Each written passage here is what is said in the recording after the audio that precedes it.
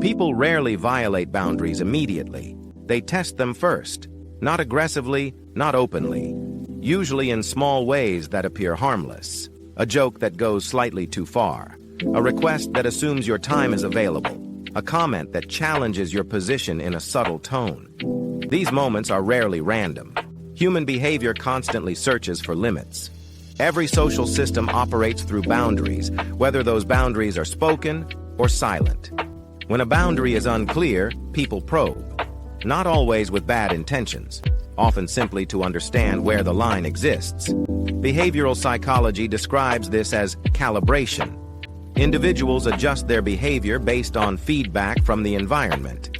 If pressure meets resistance, behavior stops.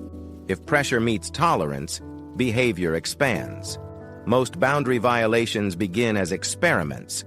The brain observes the outcome and updates the model. If nothing happens, the system learns something important.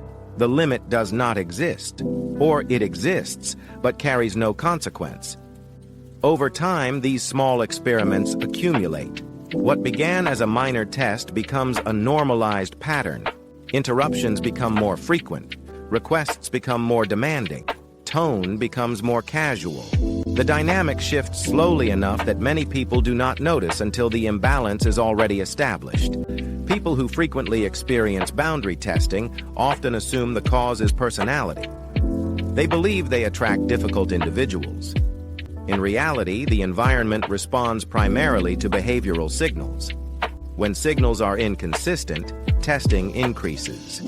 Inconsistent boundaries are one of the most common triggers for repeated testing. If a person declines a request one day but accepts the same request the next day, the system cannot form a stable prediction. Unpredictability invites experimentation.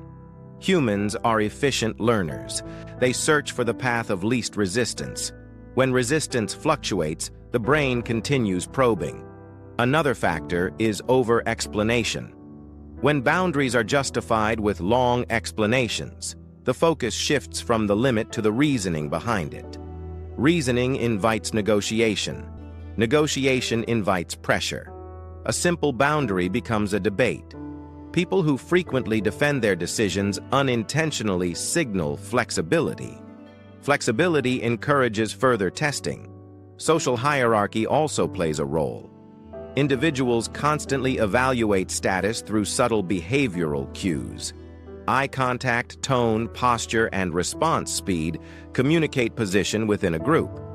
When someone reacts nervously to minor challenges, observers interpret this as uncertainty. Uncertainty lowers perceived authority. Lower authority increases the probability of testing. This process is rarely conscious. People do not wake up planning to challenge your boundaries. Instead, their behavior adjusts automatically to the signals they perceive. Emotional reactions also contribute to the cycle. When a boundary violation triggers visible frustration or defensiveness, the situation becomes emotionally charged. Emotion changes the frame of the interaction. The focus shifts away from the boundary and toward the reaction itself. Some individuals respond to emotional reactions by pushing further, not because they seek conflict, but because they sense instability. Stability discourages testing. Instability invites it. Many people attempt to stop boundary testing through confrontation. They wait until the frustration accumulates and then react strongly. Unfortunately, sudden escalation often reinforces the problem. From the perspective of the other person, the reaction appears disproportionate. The boundary was never clearly established before. The environment interprets the escalation as emotional volatility rather than structural clarity. Effective boundary enforcement rarely requires intensity. It requires consistency.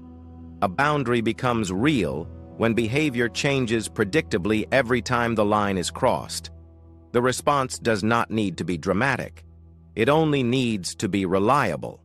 Reliability allows the brain to update its model quickly. When pressure consistently meets the same response, experimentation stops. One of the most effective adjustments is reducing unnecessary explanations. A boundary delivered calmly and briefly communicates confidence. Confidence signals stability. Stability reduces testing. Another adjustment is controlling availability. When access to your time and attention becomes unlimited, the perceived value of that access declines. Scarcity changes behavior.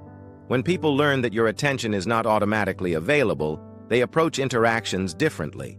This shift often reduces boundary pressure without direct confrontation. Internal mindset also matters. Individuals who rely heavily on external approval tend to soften their boundaries unconsciously.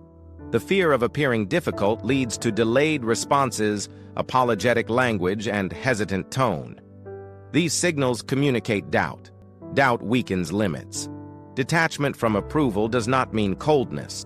It means maintaining behavior even when minor social discomfort appears. The goal is not to control how others behave. The goal is to make the limits of your behavior predictable. When limits become predictable, the environment adjusts naturally. Over time, the number of tests decreases. Not because people change their character, but because the system learned that the boundary exists. This process takes patience. Social patterns rarely shift overnight, but consistent signals reshape expectations. Once expectations change, behavior follows. Boundaries are not maintained through force, they are maintained through repetition. Each time the line is reinforced calmly and consistently, the system updates. Eventually, the testing stops because the outcome is already known. Human behavior avoids effort when the result is predictable. Clear boundaries create predictability. Predictability creates respect. Stay sharp.